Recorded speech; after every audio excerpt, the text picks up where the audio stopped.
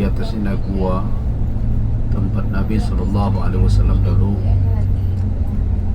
bersembunyi atau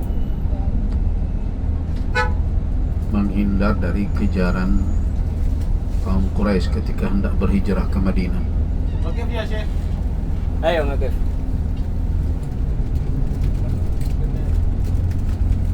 Dan bukit Thawr itu ada di sebelah kanan kita yang paling tinggi itu.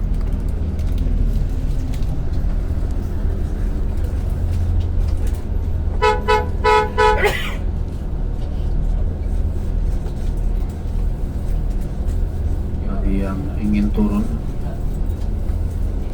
sekejap untuk mengambil gambar, silakan. Kita sudah sampai di kaki Gua Thawr. Walaupun tadi sebelum naik ada insiden ini, karena kita tidak mau dipermainkan terus, suruh nunggu 5 menit, suruh tunggu setengah jam. Inilah model pelayanan di umroh. Mereka seolah-olah tidak perlu kita, seolah-olah kita gratis naik mobil kan, padahal kita bayar untuk hal itu. Makanya saya ingatkan tadi kalau ya, tapi itulah dinamikanya di sini. Kalau kita lunak terus ya begitu. Sekali-sekali harus bisa marah pula kita, karena hak kita yang diambil. Bapak dan Ibu jemaah rahimakumullah, saya ingin bicara sedikit tentang Jabal Thawr itu. Bagi siapa yang ingin melihat bukti kebenaran peristiwa Jabal Thawr, mungkin nanti atau sekarang yang ada aplikasi Al-Quranul Karim, silakan dilihat surat At-Taubah, surat At-Taubah ayat ke-40. Surat At-Taubah ayat 40. Di sana Allah Subhanahu wa taala memberikan penegasan dan peringatan, tetapi di dalam penegasan dan peringatan itu ada terkandung momen atau peristiwa bersejarah. 2 orang berada di dalam gua. Illa tansuru kalau kamu tidak menolongnya faqad nasarallah, Allah telah menolongnya. Yaitu peristiwa ketika Nabi SAW hendak melakukan hijrah bersama dengan Abu Bakar As-Siddiq. Kalau kita lihat dalam kitab Sirah Nabawiyah, orang-orang Quraisy setelah peristiwa Bai'at Aqabah Kubra, mungkin kalau ada yang pernah baca sirah Nabi, ada bai'at yang dilakukan oleh orang-orang Madinah, orang-orang Ansar, untuk yang kedua kali di Mina. Nanti kita ke Mina, di dekat Aqabah. Di sana mereka berjanji dengan Nabi sehidup semati. Semestinya bai'at itu rahasia, tapi kemudian terbongkar dan tersiar ke tengah-tengah masyarakat Makkah, menyelusup. Siapa yang mengumumkannya adalah jin penghuni Mina tersebut yang berteriak. Nah, akhirnya tokoh-tokoh Makkah mulai gelisah. Pada tanggal 27 Safar terjadilah rapat penting. Statusnya adalah rapat top secret, rahasia yang tidak boleh dibagikan cerita kepada siapapun, termasuk kepada istri di rumah pun tidak boleh diberitahu. Begitu. Siapa yang rapat pagi itu? Lengkap. Abu Jahal, Abu Lahab, Abul Bakhtari, Abu Sufyan. Pokoknya seluruh Abu hadir. Abu Gosok aja tidak hadir waktu itu. Hadir di sana. Mereka mau membicarakan persoalan yang sangat krusial, sangat penting yang sedang mereka alami di kota Makkah. Siapa itu? Muhammad. Apa jalan keluar dari masalah Muhammad ini? Tapi sebelum mereka masuk ke pintu gedung mereka biasa bermusyawarah yang disebut dengan Darun Nadwa. Jadi orang Makkah itu punya gedung DPR juga. Jangan dikatakan mereka primitif ya. Tidak, mereka sudah punya. Ada tempat bermusyawarah mereka namanya Darun Nadwa. Nah, di pintu masuk kebetulan mereka tokoh-tokoh ini dihadang oleh seorang tua yang kelihatannya sangat berwibawa, mengaku berasal dari Najd, sehingga dalam sejarah sini disebut dengan Syekhun Najdi, orang tua dari Najd. Orang tua ini membujuk tokoh-tokoh Quraisy dan melihatkan kepeduliannya untuk bisa melibatkannya dalam pertemuan itu yang semestinya hanya dihadiri oleh tokoh-tokoh Quraisy saja. Karena pandai dia merayu, akhirnya diikutkan. Siapa itu? Para ulama sering mengatakan dia adalah jelmaan iblis sebenarnya. Nah, di dalam rapat itu nanti lihat juga surah Al-Anfal. Tatkala yamkuru bikal ladzina kafaru, ketika orang-orang kafir membuat makar, mereka memiliki 3 opsinya. Yang pertama adalah mengusir, yang kedua menangkap, dan yang ketiga membunuh. Di opsi pertama dalam rapat itu adalah usir Muhammad. Ngapain dia dibiarkan tinggal di Makkah buat masalah saja? Kita usir saja dia, selesai urusan kita. Tapi ini orang tua jelmaan iblis tadi membantah pendapat, itu hada laisa bira'i, itu bukan pendapat yang bisa dipakai itu. Kenapa? Kata, kalian kan tahu bagaimana hebatnya Muhammad memperdaya orang dengan pembicaraannya. Kata-kata itu mengandung sihir. Jadi dia katakan Al-Quran, wahyu Allah itu mengandung sihir. Kalau kalian usir dia, pergi dia ke kabilah lain, disihirnya kabilah itu dengan kalimat-kalimatnya, akhirnya dia dapat menolong. Setelah dia besar, dia datang ke sini. Nah, masalah kalian tidak selesai. Akhirnya, iya juga, mental itu usulan pertama. Usulan kedua, sudah kita tangkap saja, kita penjarakan, kita kurung. Ini ditolak juga oleh jelmaan iblis. Hada laisa bira'i, itu bukan pendapat yang bisa dipakai. Kenapa? Kalian kan tahu militansinya pengikut Muhammad, mana mau mereka membiarkan Muhammad dikurung. Mereka akan mati-matian membebaskannya, dan masalah kalian tidak akan tuntas-tuntas. Iya juga, batallah usulan yang kedua. Datanglah usulan yang ketiga dari Fir'aunnya umat ini. Siapa itu? Abu Jahal bin Hisham. Kata Abu Jahal gini aja, sudahlah, kalau bahasa kitanya, ini penyakit mana-mana, induk penyakitnya dihabisin aja. Apa itu? Bunuh. Mendengar bunuh, yang lain pada cemas, ketakutan. Abu Jahal, engkau kalau musuh tuh pakai pikiran ya, jangan pakai dengkul kalau bahasa sekarang. Kira-kira gitu. Mikir, apakah engkau ingin mengobarkan perang saudara di kota Makkah ini? Kalau engkau bunuh Muhammad, memangnya Bani Hashim, Bani Muttalib akan diam saja? Ini kita berbunuh-bunuhan di Makkah ini. Kita Abu Jahal, sabar dulu, ada strateginya, jangan main bunuh aja. Jadi Abu Jahal itu orangnya cerdik, tetapi kecerdikannya dia pakai untuk kejahatan. Nah, itu pelajaran itu satu. Hati-hati, orang berbuat jahat ini banyak yang cerdik, sehingga orang yang berbuat baik sering tertipu. Nah, gimana caranya? Ya, kita kumpulkan seluruh pemuda, kita pilih pemuda-pemuda paling tangkas di setiap kabilah. Mereka harus bersama-sama menghabisi Muhammad, sehingga pelaku itu tidak bisa tertuju kepada satu kabilah saja. Semuanya ikut. Nah, kalau semuanya ikut terlibat, apa berani itu Bani Hashim dan Bani Muttalib berdiri berhadapan dengan semua orang? Ya, paling nanti kita diplomasi lah, kita bujuk-bujuk, kita gantilah dengan uang atau dengan niat berbagai macam. Nah, mendengar itu, apa kata iblis tadi?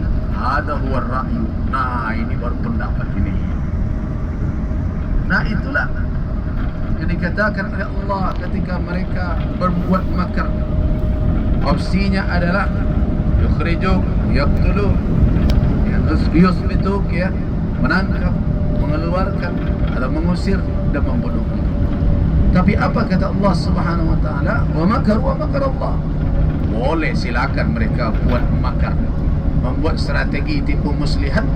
Allah Subhanahu wa taala pandai membuat itu, dan Allah khairul makirin, adalah pembuat strategi yang tidak ada tandingannya. Nah, akhirnya diputuskan bunuh. Itu keputusannya. Dengan catatan seluruh yang hadir tidak boleh ada yang cerita kepada siapa, termasuk ke istri di rumah. Ya, yang berjanji orangnya preman semua, kerjanya mabuk-mabukan, lagi mabuk nyerocos ke sana ke sini. Nah, tapi itu pun sebenarnya tidak terlalu penting. Kenapa? Karena mereka bisa menyembunyikan rencana mereka dari manusia, tetapi dari Allah tidak bisa. Mereka membuat kesepakatan.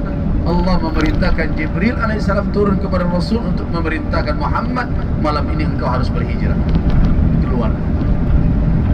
Nah, ketika Nabi sudah mendapat perintah itu, waktu zuhur, Nabi bergegas menuju ke rumah Abu Bakar As-Siddiq. Kenapa Abu Bakar?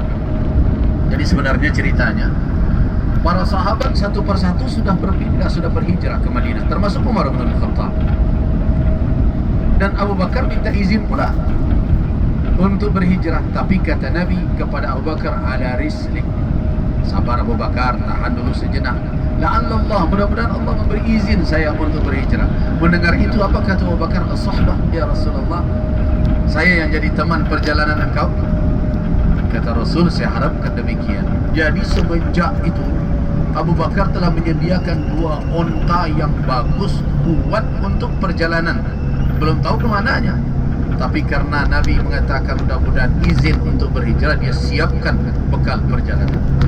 Ketika zuhur tiba, Rasulullah mengetuk pintu Abu Bakar. Kata Abu Bakar, siapa? Abu Bakar heran, ini bukan jam bertamunya Rasul. Jadi Rasulullah kalau bertamu itu milih-milih waktu. Gak kayak kita bertamu seenaknya, kita aja orang mau tidur ngantuk, tamu dulu. Jangan ngantuk, lah jangan ngantuk dulu, dipaksa orang jadi tuan rumah. Kalau Rasul tidak, kata Abu Bakar, ini bukan jam bertamu Rasul. Kalau datang hari ini pasti sesuatu yang penting. Setelah dibukakan, betul ternyata Rasul memakai penutup wajah beliau seperti dengan selendang beliau, kemudian berkata, akhrij man indak ya Abu Bakar. Abu Bakar, keluarkan siapa saja yang ada bersama engkau. Nabi mengira ada orang lain, tapi apa kata Abu Bakar? Mahum illa ahluk ya Rasulullah. Tidak ada yang lain, semuanya keluarga engkau, semua yang ada di dalam, artinya keluarga dia. Kata Nabi, baik, Allah mengizinkan saya malam ini. Nah, itulah yang akhirnya terjadi malam itu peristiwa. Nah, itu bapak-bapak dan ibu-ibu kalau sudah cerita peristiwa hijrah, ingat itu. Para ustaz sudah cerita dikepung.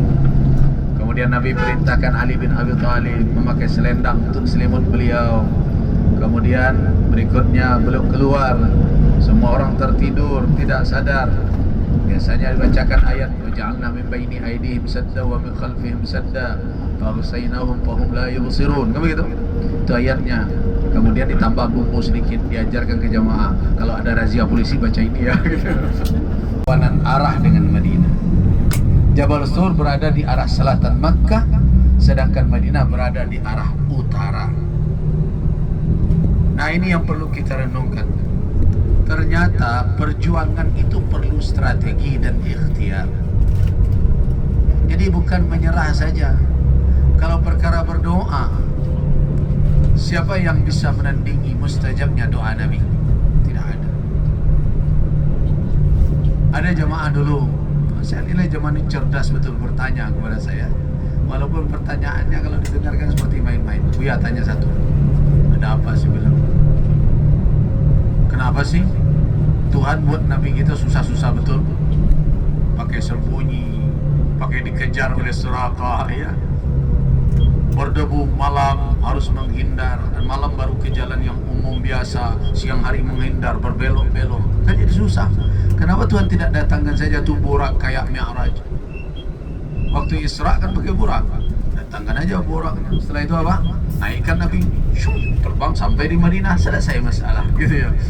Ini kan cerdas pertanyaan jemaah kita. Saya katakan pasti ada hikmah di balik itu. Untuk mencapai suatu tujuan mesti harus ada ikhtiar dan harus punya strategi, dan tidak boleh kata menyerah untuk mencapai tujuan tersebut selama perjalanan itu dalam ridha Allah Azza wa Jalla. Itu pelajaran. Sekarang kita sedang berada tidak di Arafah, tapi berada di Wadi Uranah namanya. Ini tidak boleh jadikan tempat miqat. Biasanya lapangan ini dipakai untuk oleh pasukan pengawalan Saudi Arabia, untuk kadang untuk tempat parkir kendaraan, bahkan ada helikopter kadang-kadang di tempat di sana. Jadi yang kuning-kuning itu adalah batas dari Arafah ke dalam Arafah. Nah, ini di luar tidak Arafah. Inilah ini katakan lembah Uranah tersebut. Nah, ini adalah lembah Uranah. Nah, sebelah kiri kita, nanti kalau kita naik ke jembatan ini, sana di belakang kita nanti kita lihat ada masjid yang disebut dengan Masjid Namira namanya. Masjid Namira adalah tempat tenda Nabi dahulu didirikan menunggu datangnya waktu wukuf. Jadi Nabi sebelum wukuf beristirahat di tenda itu. Tetapi ketika wukuf beliau tidak berada di dalam tenda lagi.